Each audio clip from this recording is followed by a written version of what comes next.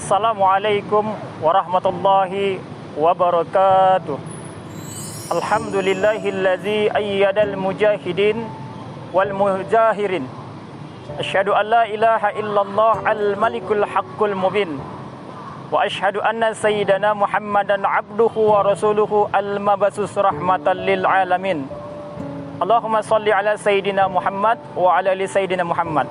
Hadirin pemirsa, saudaraku seiman di mana saja. Allah Subhanahu wa taala berfirman di dalam Al-Qur'an surah Al-Baqarah ayat 215. Yas'alunaka madza yunfikum qul ma anfaqtum min khair.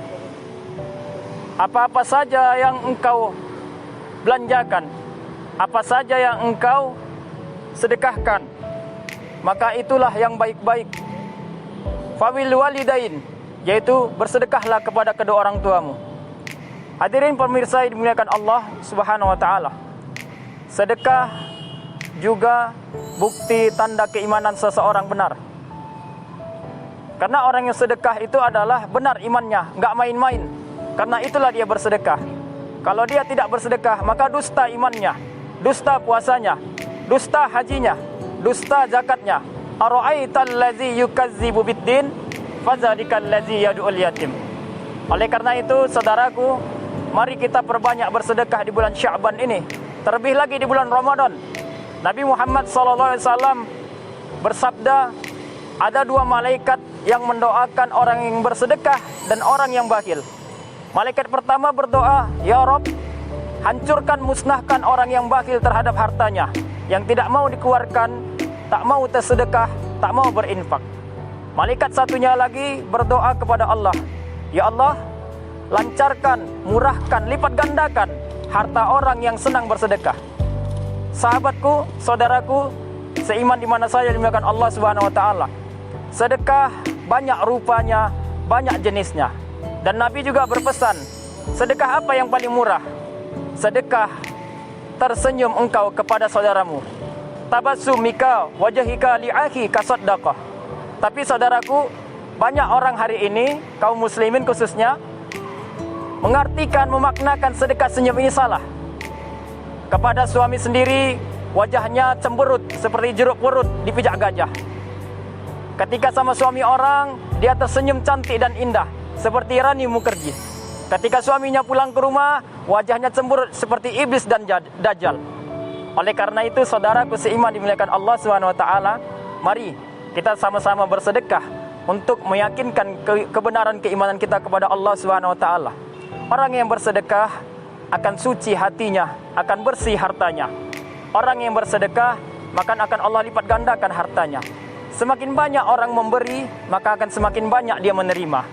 Sedekah, para ulama juga menjelaskan bahwa adalah salah satu kemudahan seseorang untuk masuk ke dalam surganya Allah Subhanahu wa taala. Sebagaimana seorang ulama terkenal masyhur, Ibnu Qayyim Al-Jauzi mengatakan, orang-orang yang bersedekah, maka sedekahnya itu akan menjadi penolong syafaat nanti di kelak di padang mahsyar. Oleh karena itu, saudaraku seiman dimuliakan Allah Subhanahu wa taala, bulan Sya'ban ini kita jadikan momentum untuk terus bersedekah. Masih banyak saudara-saudara kita yang membutuhkan uluran tangan kita, anak yatim, fakir, miskin. Begitu juga orang-orang yang terlantar.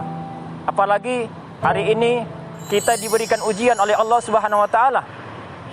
Diberikan ujian virus corona, dan ini sudah menjadi sunatullah. Allah Subhanahu wa taala mengingatkan kepada kita bahwa ujian virus corona ini bagian dari sunatullah. Kata Allah Subhanahu wa taala, mereka akan kuuji dengan sedikit kelaparan, sedikit ketakutan.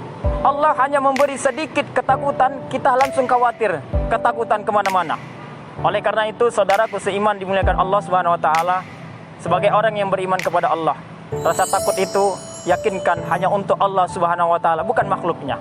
Maka bagaimana kita untuk bisa menyikapi keadaan kondisi umat Islam hari ini, negeri kita yang tercinta hari ini sedang dilanda virus corona? Yang pertama, perbanyak berzikir kepada Allah. Yang kedua, perbanyak istighfar kepada Allah, memohon ampun kepada Allah. Ya ayyuhalladzina amanu tubu ilallahi taubatan nasuha.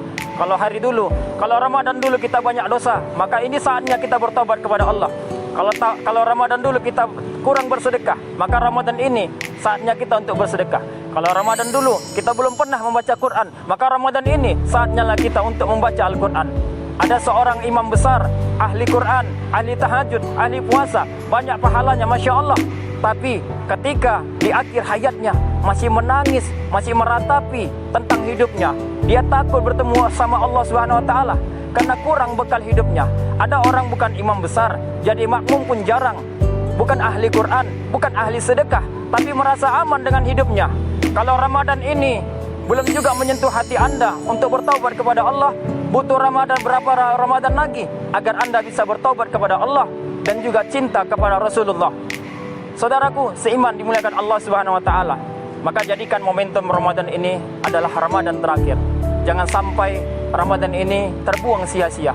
Ramadan adalah bulan maghfirah, diampunkan Allah Subhanahu Wa Taala kita-kita yang berpuasa di bulan Ramadan.